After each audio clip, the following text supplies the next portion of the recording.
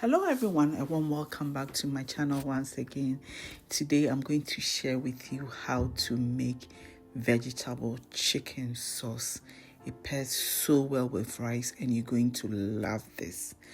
I hope everyone is doing well by God's grace. I am doing very well too. So let's get into the video.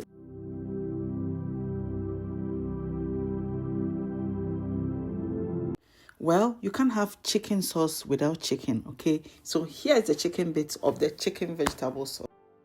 I'm using chicken thighs. So chicken thighs is the top bit of the leg. So when you cut the leg, you take the drumstick away and then the top bit, that's what is the chicken thigh. So I've taken all the bones out myself. I use this because this is much more succulent. It doesn't dry out like the chicken breast, but you can also use chicken breast if that's what you have. Right, so you after cutting that into thin slices, you set that aside, and then we are going to make our marinade. So for the marinade, these are the ingredients, as you can see, and it's cooking, it's not baking. So cooking is eyeballing a teaspoon, 2 teaspoons, how do you call it, a tablespoon. It's not a lot, a splash, right? Yeah, I can't tell you that I use 10 tablespoons or 2 tablespoons, but I can give you an estimation in the description box. But just by looking at it, I can tell you how much I've used. Okay, it's baking that you need exact measurement, but for cooking, like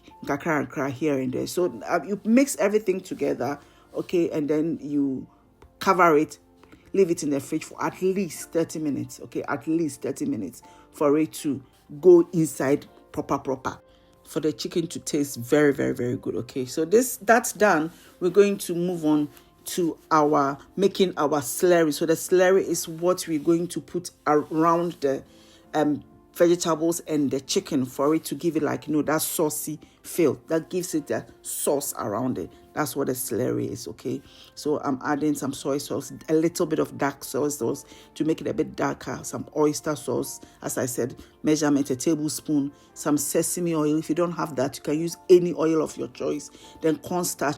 If you don't have cornstarch, potato starch will do, right? So give it a good mix and you set it aside. Later on, when you're going to add it to your other ingredients, you have to mix it again because the cornstarch tend to settle at the bottom. So here are all the vegetables I'm going to be using, right? Plus my red chili mix. If you have the green chili mix too, you can use it. I have it on my channel.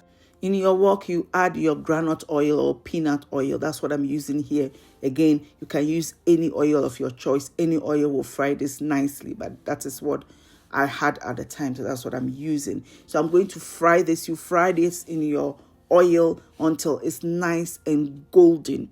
Yeah, it will taste so good. So because we added some bicarbonate of soda or baking soda and cornstarch, it makes the chicken very, very, very succulent. What I mean is that it retains the moisture in the chicken and it makes the chicken very, very soft. If you do the same for beef, you get the same outcome. So once it reaches this stage, nice and golden, scoop it all and set it aside. And then we're going to use the same wok to start to stir fry the vegetables. So don't worry about the crust that has formed in the wok, like the brown bit. It's all flavor. Trust me, it's all flavor. What happens is when you add your vegetables, your onions and your other vegetable that has some moisture in it, it will release its moisture and then it will deglaze it and then it will all mix with the sauce. Very, very yummy. So don't worry about it at this stage, whether it's dark or not. It's fine. It will deglaze and it will be good,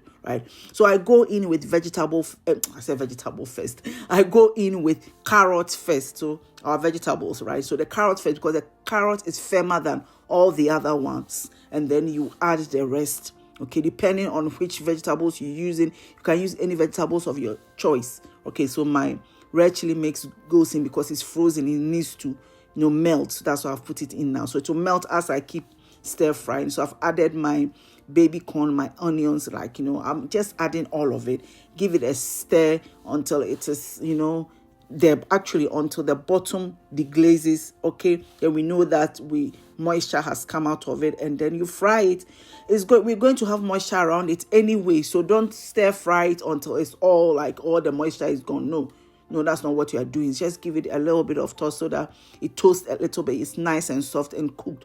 and it's edible, not raw vegetables. Okay, once that is done, you marry your chicken with your vegetables, just a holy matrimony, nice one, and then you bring your slurry, give it a stir, because as I said, the cornstarch will settle at the bottom. Give it a good stir, and then you add it to it. Okay, you leave it for it to cook a little bit, then it forms that thick sauce around it. That is what you need to eat your rice with. Okay, so with this one, when you put it on your rice, oh Charlie, the thing they big, just a simple fefe, but it is really, really good.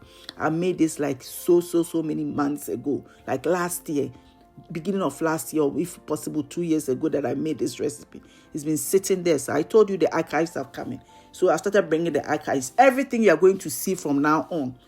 Yeah, if I don't tell you that's a new video, it's from the archives. A lot of videos I have that I've not been able to post, but then I've done that now. So thank you all for joining me, and I'll see you in the very next one with another archived video.